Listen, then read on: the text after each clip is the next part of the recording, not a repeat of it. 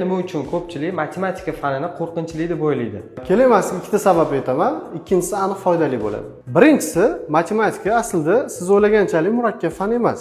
U yodlashga emas, tushunish, fikrlash va mantiqiy o'ylashga asoslangan. Tasavvur qiling, siz DTM imtihondasiz. Matematikadagi hamma formulalarni cho'tki qilib yodlab olgansiz, lekin birortasiga tushunmaysiz.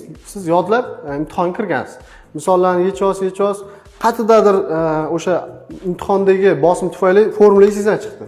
Bo'ldi, siz bu misolni umuman yecha olmaysiz. Agar fikrlab, o'ylab yecha olmagan bo'lsangiz, formula yodlab hech qachon yecha olmaysiz. Ikkinchisi, matematikaning asosi bu arifmetikadir. Arifmetika bu nima? Sonlar ustida amallar bajarish. Ya'ni biz bilgan qo'shish, ayirish, ko'paytirish, o'nli kasr, oddiy kasr va shunga o'xshagan faqat sonlar. Hech qanaqa noma'lum had yo'q.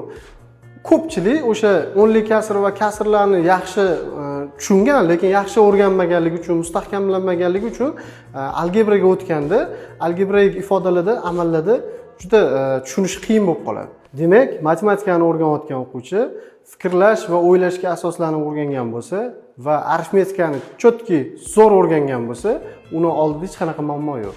Matematikaning yuqori sinfidagi algebraik ifodami, geometriya hammasini bemalol tushunib o'rganib keta oladi. Ta'limga oid foydali ma'lumotlarni o'tkazib yubormaslik uchun sahifamga obuna bo'lib qo'ying.